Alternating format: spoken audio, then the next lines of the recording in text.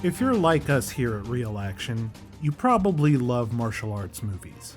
And if you love martial arts movies, chances are you're probably a fan of Mark Dacascos.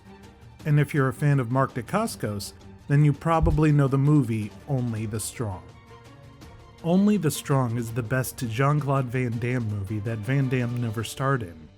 In fact, if you look at the director's filmography, he had a successful collaboration streak with JCVD that led to Only the Strong. However, the movie actually fares better without him because it features a star-making turn by the unanimously perceived, underrated martial arts actor Mark Dacascos.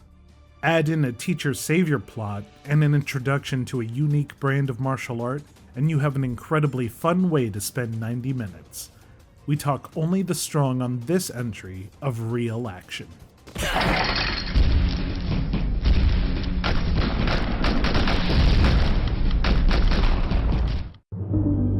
The teacher-savior movie is a subgenre that's not often explored nowadays, especially since it's been kind of a punchline with its many tropes and a limited story range.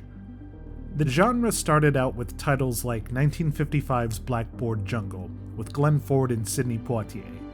Since then, we've gotten films like Stand and Deliver, Lean on Me, and Dangerous Minds. You know, the movie where there's an inner-city school occupied by unruly slacker students, some even violent. Then a new teacher or principal comes in and brings out their potential by inspiring them to turn their lives around. It's a genre that's tailor-made for drama, but it's also been able to provide backdrops for different kinds of movies. Some have been able to twist it into action like The Substitute and The Principal, and some have even made it into comedies like Sister Act 2, Back in the Habit. Only the Strong would take the formula and use it as a device to introduce the Brazilian art of capoeira. Capoeira. Sorry, capoeira. Capoeira is a fighting style set to music which helps the combatant pull off intricate acrobatic fight moves while in a dance. The style was brought to the masses with the video game character Eddie Gordo in the Tekken series. There, the players would get to see all kinds of moves that the martial art exhibits. Since then, the style has been incorporated periodically into martial arts movies, like Van Damme's The Quest, Tony Jaa's The Protector, and Undisputed 3 Redemption starring Scott Adkins. Only the Strong would be the first and only major American movie to shine a spotlight on it. And instead of just using a basic Karate Kid type premise with the usual teacher-student dynamic, Only the Strong teaches capoeira to the audience as if we're attending the class. The film starts with an American Special Forces soldier named Louis Stevens, who comes to the end of his service in Brazil. Once discharged, Stevens goes back to visit his old high school in Miami, where he finds out that things have changed for the worse. The school had become a haven for juvenile delinquents partaking in sex, drugs, and violence. It's gotten so bad that they even barred up the stairwell so people can't be thrown over the railing. The faculty had very nearly given up, including an older teacher named Mr. Kerrigan, played by Jeffrey Lewis, who co-starred in the director's previous outing, Double Impact. Kerrigan also happened to be the teacher who was responsible for Stevens turning his life around when he himself was an unruly teenager. As Kerrigan shows Stevens how destructive his alma mater has become, Stevens takes it upon himself to break up a fight involving a student and his gang leader brother. When he defends himself using his unique fighting style, everyone in the schoolyard watches on with great interest. Kerrigan realizes he was actually able to keep everyone's attention, which is something none of the teachers have been able to do for some time. So, he proposes a trial class where Stevens can teach the art of capoeira to instill discipline and grace into the lawless kids. They use the worst collection of students for the experiment, and it goes as well as you may think. One standout delinquent in the class is Orlando Oliveras, played by Richard Coca. And Orlando's cousin is Silverio Oliveras, played by the delightfully sinister Paco Christian Prieto. Silverio is Orlando's drug kingpin cousin, who also happens to be the resident king capoeira fighter in Miami. He also becomes the main villain of the movie, when he feels Stevens is occupying too much of his cousin's time when he should be working for him. Silverio and Stevens then engage in a rivalry when Orlando starts coming around on the class. However, his cousin doesn't believe Stevens is a strong enough capoeira maestre to teach his men. The music plays a big part in the movie as it does in capoeira itself. From the very first scene, you are introduced to the rhythms and the chantings of Paranauê, which the Brazilians use for the basis of the moves. And it's this tune that becomes the theme song of the film.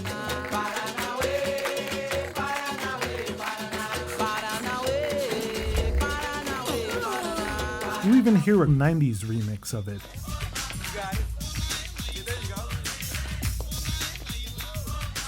And another remix in the end credits.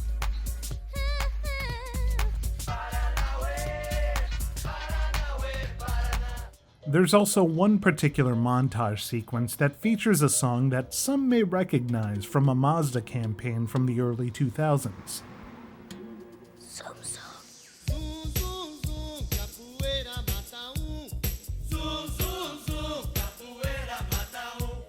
Only the Strong was directed by Sheldon Lettich, who cut his teeth in the action genre writing movies like Rambo 3 and Bloodsport. Lettich would go on to work with Van Damme a number of times, including directing Lionheart and Double Impact.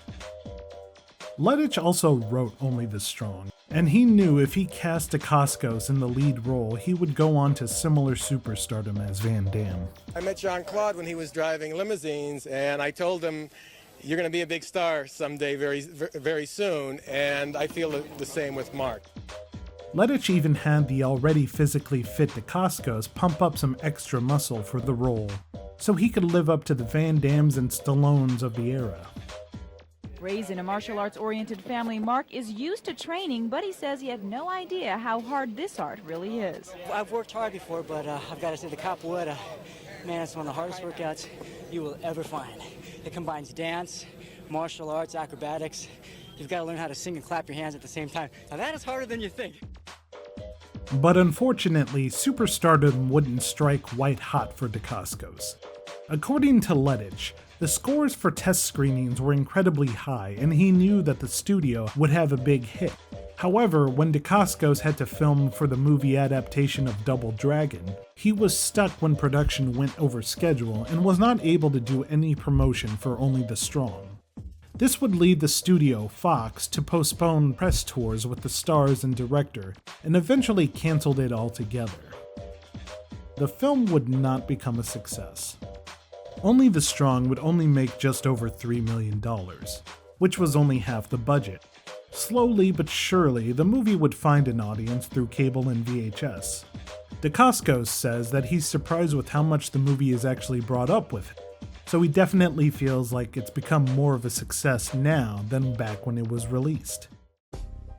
Dacascos wouldn't get to be the lead in many blockbusters, but he's made a nice little career for himself, as he would go on to co-star in the acclaimed French film Brotherhood of the Wolf. He would square up against Jet Li in Cradle to the Grave, as well as go on to fight Keanu Reeves in John Wick Chapter 3, Parabellum. Many people might also know him from his television work, as he starred in the TV series adaptation of The Crow titled The Crow: Stairway to Heaven. He was also the host of the American spin-off of Iron Chef America. Nowadays, you can catch him on projects like Warrior and Knights of the Zodiac. Both are available on Netflix. There currently isn't a special Blu-ray release of Only the Strong, so not a lot of behind-the-scenes information has been officially distributed. However, the YouTube channel Viking Samurai has a lot of great videos with the cast and director talking about the movie, so if you want to learn more in-depth information about it, check them out. Plus, Sheldon Lettich has recently published a book about his career called From Vietnam to Van Damme. The movie is currently available to stream, so if you can, give this one a watch.